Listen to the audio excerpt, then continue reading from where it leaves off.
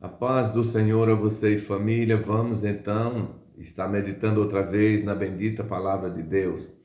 Para tanto, nós estaremos lendo um texto bíblico em Ezequiel 2 e o verso de número 1. E disse-me, filho do homem, põe-te em pé e falarei contigo. Esse é o texto onde nós tomamos por base. A minha gratidão a todos os queridos matriculados, digo, inscritos nesse canal, que Deus te abençoe. E eu agradeço de coração a sua inscrição, o seu compartilhamento, seu comentário, o seu joinha, isso é bom. E você que ainda não fez, está chegando agora no nosso canal, faça isso também e nós seremos muito gratos, tá bom? Você fazendo tudo isso, o YouTube entende que nós estamos juntos, estamos sendo parceiros aqui nesse canal e vai notificar você todos os momentos que tiver um conteúdo novo e também vai notificar outras pessoas depois de nós, tá bom? Vamos então meditar na palavra de Deus. Queridos, sempre lembrando que o nosso tema central é exatamente sobre Ezequiel, profeta para os nossos dias, ou seja, o objetivo é trabalhar ou meditar ou estudar sobre a chamada do profeta Ezequiel. E como os senhores sabem, estão me acompanhando, nós estamos numa série de vídeos, falamos sobre o chamado para o serviço de Deus, falamos sobre o ministério profético no Antigo Testamento, as características dos profetas no Antigo Testamento. Falamos também sobre quem foi Ezequiel. Nesse vídeo a gente comentou sobre a sua origem, o seu pai, sua esposa, onde ele estava quando foi chamado, estava no cativeiro, em que ano ele foi para o cativeiro, foi no 597 anos antes de Cristo, no ano 597 antes de Cristo. No vídeo de ontem, a gente falou sobre a chamada de Ezequiel, e a gente discorreu aqui sobre alguns pontos interessantes na vida de Ezequiel. E eu disse que a partir de hoje, porque ontem nós terminamos o vídeo falando de que Deus assim disse a Ezequiel, põe-te em pé e eu falarei contigo, exatamente no versículo que a gente leu. A expressão põe-te em pé e falarei contigo significa exatamente estar à disposição, estar atento ou aceitar ou abraçar ou concordar com o chamado de Deus. E eu disse no vídeo de ontem que tal fez Ezequiel, foi também a posição de vários homens de Deus no Novo Testamento, quando Jesus começou o seu ministério, coisas semelhantes aconteceu. Não na ordem de Ezequiel, não com os mesmos detalhes de Ezequiel, mas com seus detalhes próprios, todavia com o mesmo objetivo, com a mesma essência. Se não, vamos ler o que está em Mateus, no capítulo 4, versículos 18 a 22. Aqui, nesse texto, é Jesus iniciando seu ministério, e no seu início ele chamando homens para compor o grupo do apostolado. E nós vamos ver exatamente quando isso se deu e como foi o posicionamento ao chamado de Deus para com esses homens.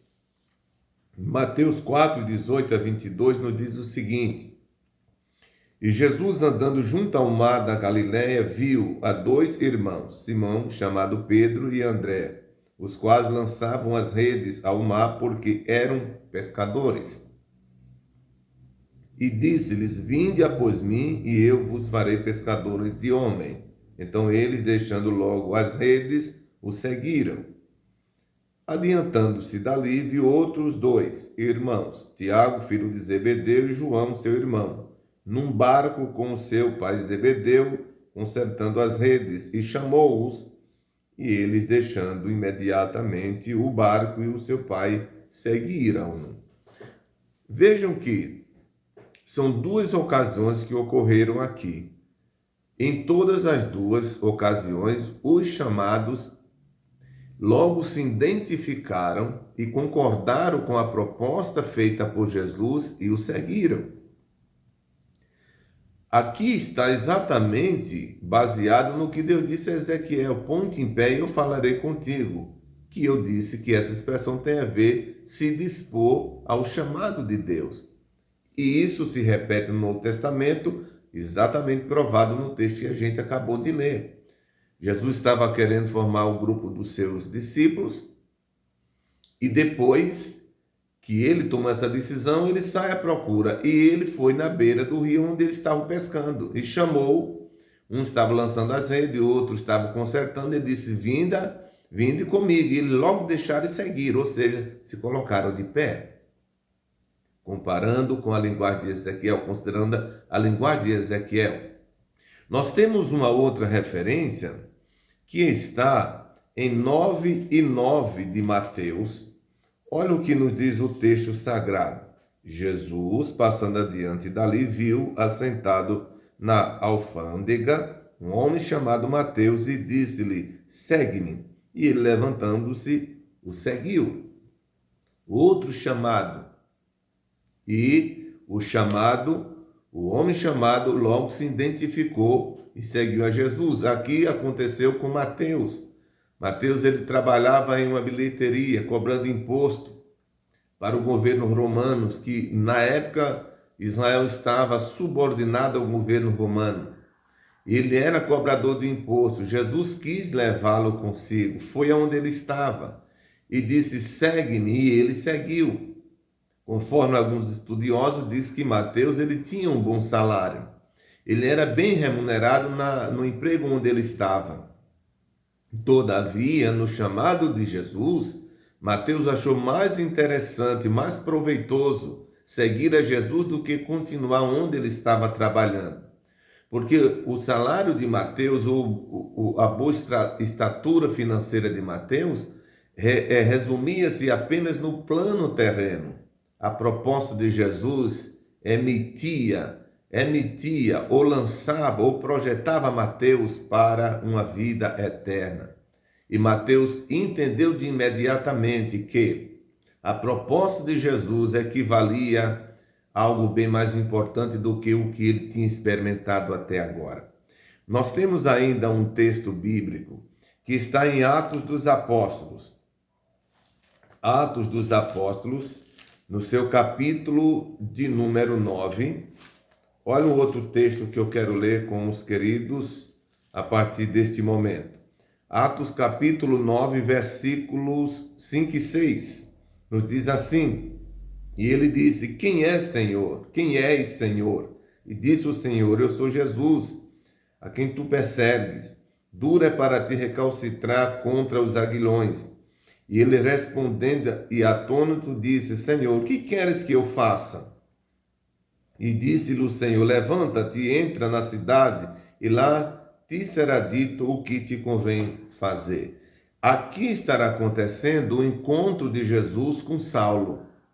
Saulo, se você ler todo o capítulo de número 9, vai ver que Saulo, ele era um refém perseguidor da igreja, do cristianismo, do evangelho. Ele fazia parte do sinédrio, ele fazia parte do grupo de autoridades e ele odiava o evangelho. Mas um certo dia Jesus resolve ir para o caminho encontrar com Saulo. E nesse texto, o Senhor conversava com ele e disse: olha, é tu que estás me perseguindo. Tu me persegue, porque Jesus considera que perseguir a sua igreja é perseguir a ele próprio. No versículo 6, aí Paulo diz assim: Senhor, o que queres que eu te faça? Olha aqui a disposição dele em atentar para o que Deus queria para ele. Ele entendeu que a partir dali algo novo tinha se revelado por parte do Senhor. Se você ler o contexto, você vai ver o que aconteceu, o desfecho que aconteceu na vida do apóstolo Paulo, que depois de Saulo ele foi chamado Paulo. E isso se deu exatamente naquele momento. Mas o que nós queremos realmente frisar aqui é a expressão: que queres que eu te faça? Ou que queres que eu faça, melhor dizendo. Ou seja, é a mesma, equivale à expressão de Ezequiel, ponte em pé e eu falarei contigo. Ou seja, Paulo se prontifica a saber o que Deus queria que ele fizesse. Entendeu? Nós ainda temos uma referência que está em Atos capítulo 26, versículo de número 29. Eu quero ler com os queridos irmãos e amigos nesta oportunidade. 26 e 19 de Atos diz: pelo que, ó rei Agripa, não fui desobediente à visão celestial. Nesse texto aqui, Paulo está sendo julgado exatamente por conta da sua veemência no Evangelho, a defesa do Evangelho. E nesse texto que a gente leu, ele está dizendo: eu não fui desobediente à visão celestial. Exatamente a disposição em atender à vontade de Deus. E você está disposto ou se dispõe a atender à vontade de Deus na sua vida? Porque tem aqueles que sabem que Deus tem a chamada e se dispõem a atendê-la. Tem aqueles que sabem e não se dispõem.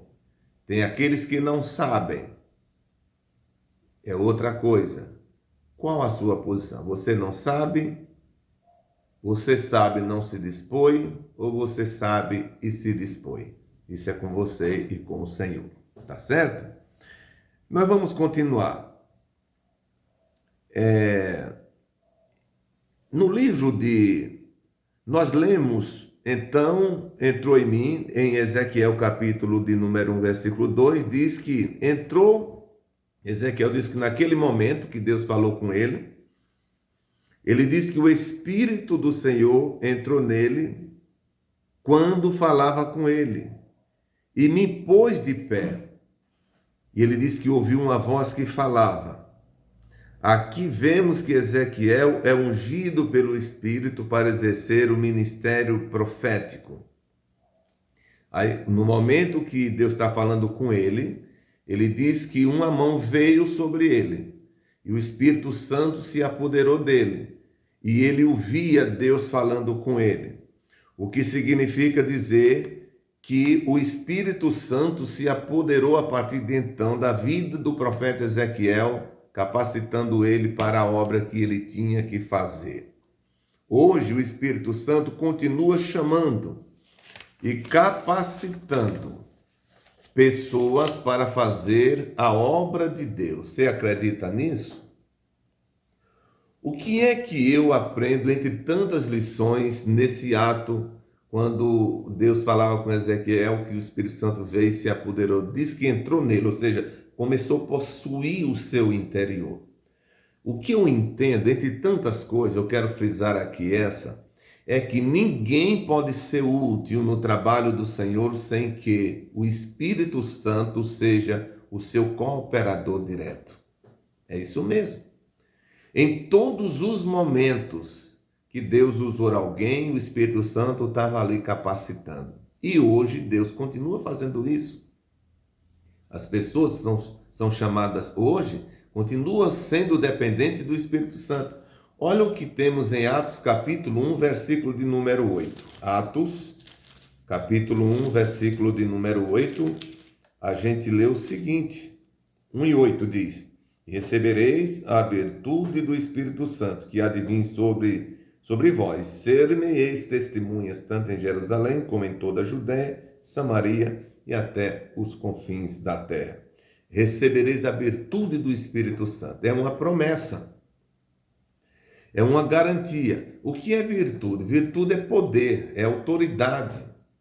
Logo, esse indivíduo que recebe esse poder, essa autoridade, ele tem força, ele tem energia, ele tem disposição, ele está capacitado a desenvolver o trabalho para o qual o Senhor chamou. Nós temos ainda Atos 2 e 4. Olha o que diz. E todos foram cheios do Espírito Santo e começaram a falar em outras línguas conforme o Espírito Santo lhes concedia que falasse. No capítulo de número 1, versículo 8, Deus fez a promessa. No capítulo 2, versículo 4, ela se cumpre. Para mostrar que Deus é fiel, naquilo que ele fala para conosco. Portanto, nós precisamos crer no que nós estamos lendo na Bíblia, porque Deus, ele é real, ele é verdadeiro. Nós ainda temos o versículo de número 17, Atos, capítulo 2, 17 e 18, nos diz o seguinte: e nos últimos dias acontecerá, diz Deus, que do meu espírito derramarei sobre toda a carne, e os vossos filhos e as vossas filhas profetizarão, os vossos mancebos terão visões, e os vossos velhos sonharão sonhos. Também do meu espírito derramarei sobre os meus servos e minhas servas, e naqueles dias, e profetizarão. Observe bem, aqui nós encontramos a expressão, e derramarei do meu espírito e depois, eu vou ler de novo aqui, e nos últimos dias, diz, nos últimos dias acontecerá, diz Deus, que derramarei do meu espírito. Que último dia é esse? É esse tempo que nós estamos vivendo. Quando nós vamos estudar a profecia bíblica, nós estamos aqui dentro desse tempo. Logo, nós descobrimos que a presença do Espírito Santo não foi apenas em Ezequiel ou nos homens e mulheres que Deus chamou no Velho Testamento. Não foi também apenas no tempo dos apóstolos, como a gente já leu aqui, mostrando Jesus chamando lá no Rio Jordão, no mar, os discípulos, no caso aqui do apóstolo São Paulo. Agora, no caso da igreja primitiva, como a gente leu em 1:8, 2 e 4 de Atos, mas nós acabamos de ler que essa promessa, ela vem lá do Velho Testamento, vai para os últimos dias. E esse caso, ou essa realidade, acontece nos dias atuais. Cristo não voltar tão logo, isso vai continuar acontecendo até que ele venha. O último dia é também o tempo da promessa de Deus.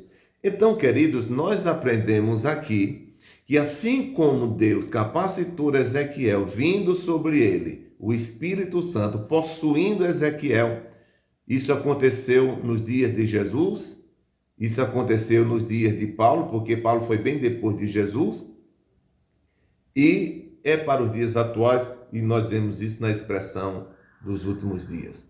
Então tenha certeza, se você é uma pessoa que está ocupada com a obra de Deus, seja fiel ao Senhor, porque o seu amigo, o Espírito Santo, jamais vai te deixar. Se você está temendo aceitar a fazer alguma coisa para o Senhor, porque você mediu sua capacidade e encontrou inferioridade, é normal, isso é bom.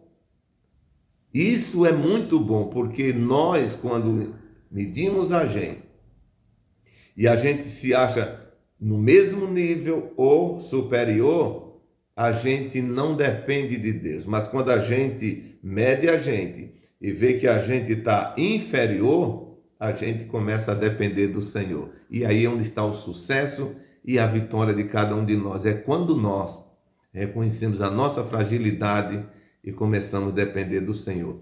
Lá no capítulo 4, onde a gente leu, Jesus disse: vinde e eu vos farei pescadores de homens. Significa dizer que Jesus ia trabalhar eles, ia capacitá-los para tal. E isso ocorreu.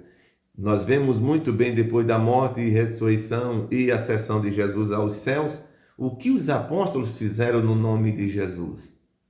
E claro, com a presença do Espírito Santo, que foi fundamental e é fundamental para a vida de todos nós nos dias atuais. Que Deus abençoe você e família. Amanhã nós vamos estar falando sobre a missão de Ezequiel. Nós falamos sobre a chamada de Ezequiel, como se deu a mão do Senhor, Deus falando com ele, o Espírito Santo possuindo ele. E amanhã nós vamos fazer o vídeo falando sobre a missão de Ezequiel. E você, eu creio que não quer perder. Eu espero você no vídeo de amanhã. Vamos orar então? Querido Deus e Pai, em cuja presença nós estamos, a nossa gratidão poder falar a Tua palavra outra vez. Eu quero te pedir por todos aqueles, Senhor, que eu tenho mencionado aqui nas nossas orações em cada vídeo que fazemos. Meu Deus, aonde estiver uma dessas pessoas, estenda as tuas mãos e abençoa. Eu te peço por esse canal, eu te peço, Senhor, que abençoe a todos que tenham acesso a esse conteúdo. É o que eu te rogo em nome de Jesus. Amém. Deus abençoe você e até o próximo, se Deus quiser.